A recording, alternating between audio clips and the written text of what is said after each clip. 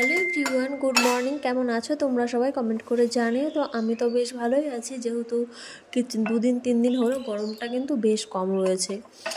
তো সকালবেলায় দেখো খাবার দাবারের প্রস্তুতি শুরু করে দিয়েছি। তো তোমরা আবার ভেবো না যে আমার মেয়ের গুঁড়ো দুধ খাচ্ছি আমি, যেহেতু চামচটা কিন্তু গুঁড়ো দুধের প্যাকেটের মধ্যেই থাকে।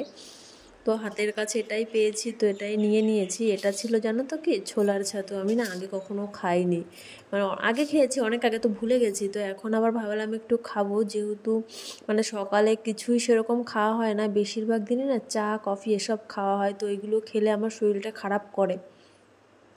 তো সেই জন্য ভাবলাম একটু দেখি ছাতু খেয়ে দেখি। তো যেহেতু ভয় জবরটা পরে দিচ্ছি, তো জানো তো ছাতুটা খাওয়ার পরে আমার এত গ্যাস হয়েছিল, আমার পেট পুরো ফুলে গেছিলো। তো নমস্কার দিয়েছি, ভাই আমি আর কখনো খাবো না এটা। প্রথম দিন খেয়ে আমি এত পরিমাণে কষ্ট পেয়েছিলাম, তো সেই জন্য আর খাবো না। কিন্তু মানে ওটা না গুলছিলাম আর ভাবছিলাম খেতে কেমন লাগবে কি জানি, কিন্তু যেই একবার মুখে দিলাম দেখলাম খেতে বেশ সুন্দর।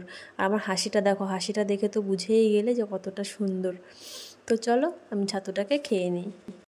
তোমাদের সঙ্গে তো শেয়ার করেছি সকালে ছাতু খেয়েছি, তারপরে দেখো দুপুরে রান্না বান্না করব, সেই জন্য একটু গুছিয়ে নিয়েছি। এখানে বসিয়ে দিয়েছি মাম্মামের জন্য একটুখানি আলু সেদ্ধ ভাত আর একটা ডিম সিদ্ধ, যদিও বা ওকে সকালে রোজ ভাত দেওয়া হয় না, তো ভাবলাম আজকে একটু দিই। আর দেখো এইদিকে ঘোরালে না জানলা দিয়ে ওর পাশের বাড়িতে দেখো একটা উনুন রাখা রয়েছে, ওটা দেখা যায়। যখনই আমি এদিকে ঘোরাই তখনই উনুনটা দেখা যায়। মাঝে মাঝে ভাবে কি বলবো যে তোমাদের উনুনটা একটু সরিয়ে দিও। ঠিক আছে, ওনাদের বাড়ি ওনাদের ব্যাপার, বলার কোনো প্রয়োজন পড়ে না। তো দেখো রান্না করব চিকেন, আর বাদবাকি রান্নাগুলো মা করবে। তো এখানে আমি চিকেনের জন্য আলু কেটেছি, টমেটো আর পেঁয়াজ কেটে নিয়েছি। মাংসটাতেও নুন আর হলুদ মাখিয়ে রেখে দিয়েছি। আর এখানে দেখো মশলাও করে নিয়েছি, পুরো সব গোছানো, কিন্তু একটু বাদে করবো, এখনও সবে 9টা বাজে। তো ভাবলাম এত তাড়াতাড়ি করবো, তাহলে তার আগে মাম্মামের খাবারটা একটু করেই নিই।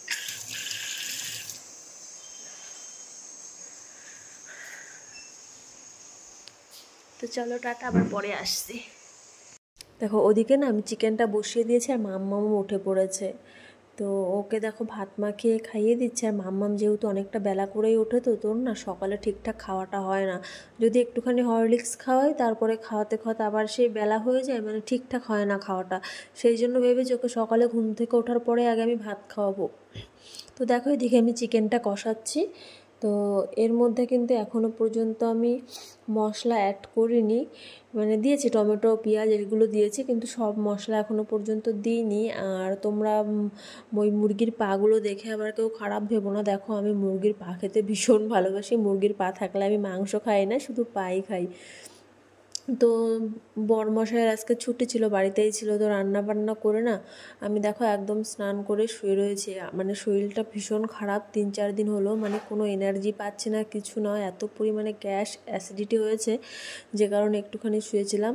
স্নান করে মানে মুখে না কিছু নিয়েছি, মাথা আঁচড়াইনি, কিছুই না, ওইভাবেই শুয়েছিলাম। তারপর অনেকটা সময় পরে দেখো একটু বাড়ি থেকে রেডি হয়ে বেরিয়েছি, একদম বিকালবেলায়। তো এখন একটু ফ্রেশ লাগছিলো, একটু ওষুধ খেয়েছিলাম। তো বাজারে যাওয়ার ইচ্ছা ছিল না, তবুও মানে ভীষণ দরকার, না গেলেই নয়, যে কারণে যেতে হচ্ছে। তো এখন বাজারে যাব। তো বাজারে গিয়ে তো মানে জানো না, সে মানে নাজেহাল অবস্থা হয়ে গেছে আমাদের, মানে আমি তো অবাক গিয়েই। মানে বাজারে ঢুকতে না ঢুকতেই এত পরিমাণে ভিড়, এত ভিড় যেন সে মানে কোনো একটা সে মানে মেলা বসেছে, এরকম অবস্থা। আর আমার মেয়েদিকে দেখো একটা বিস্কুট খেয়েছে, তো সেটার মধ্যে ক্যাডবেরি ছিল, তো এটা খেয়ে মুখে পুরো লাগিয়ে নিয়েছে। আর এত গরম, মাম্মা মতো বিরক্ত করছিল, ওর অস্বস্তি লাগছিলো। সত্যি কথা বলতে কোনো দোকানের কাছে গিয়ে একটু দাঁড়ানোর মতো পরিস্থিতি নেই, মানুষের এত কেনাকাটা। একদিকে রয়েছে ঈদ, আর একদিকে রয়েছে আমাদের পয়লা বৈশাখ। তো বাঙালির কিছু হোক না হোক ভাই, কেনাকাটা মিস নেই। তো আমার ক্ষেত্রে এরকম ব্যতিক্রম কিছু নয়। তো আমি এখানে এসেছিলাম একটা ছোট বাচ্চার জন্য একটা জামা নিতে, আর কোনো দোকানে চান্স পাচ্ছি না, এত অবস্থা খারাপ। তো আমাদের আজকে অনেক কিছুই কেনাকাটা করার ছিল, যে কারণে মানে একবার এই দোকান একবার ওই দোকান করতে হচ্ছিল। তো যে দোকান থেকে আমি সবসময় কেনাকাটা করি সেই দোকানে তো আমি চান্স পাইনি, ওই অবস্থা দেখে ঢুকেইনি। তো তারপরে চলে এসেছিলাম মলে, এখান থেকে দুটো গেঞ্জি নেওয়ার ছিল, বাদবাকি সব কেনাকাটা মোটামুটি কমপ্লিট। আর এখানে দেখো আমার মেয়ে এই পুতুলটা বাজারে এসেই কিনেছে, তো কোল থেকে কোনো মতেই নামাচ্ছে না। আর এখানে দাঁড়িয়ে আমি একটু তোমাদের ওই আয়নার মধ্যে আমাকে দেখিয়ে দিলাম। তো বাড়িতে চলে এসেছি, আসার পরে এই যে আমার বরকে দিয়েছি একটু কফি বানিয়ে, আর মাম্মামের খাবার নিয়ে বসে রয়েছে, একটু ঠান্ডা করছি। তো মাম্মামকে এটা খাওয়াবো। আর আমি কোথাও গেলে না আসার পরে এত পরিমাণে টায়ার্ড হয়ে পড়ি, মানে ভালোই লাগে না। তো এখন মাম্মামকে খাওয়াবো, আর আমার মাম্মাম তো পুতুলকে ছাড়ছেই না কিছুতেই। তো আজকের ভিডিওটা আর বাড়াবো না, এখানেই শেষ করব। তোমাদের কেমন লাগলো কমেন্টে জানিও।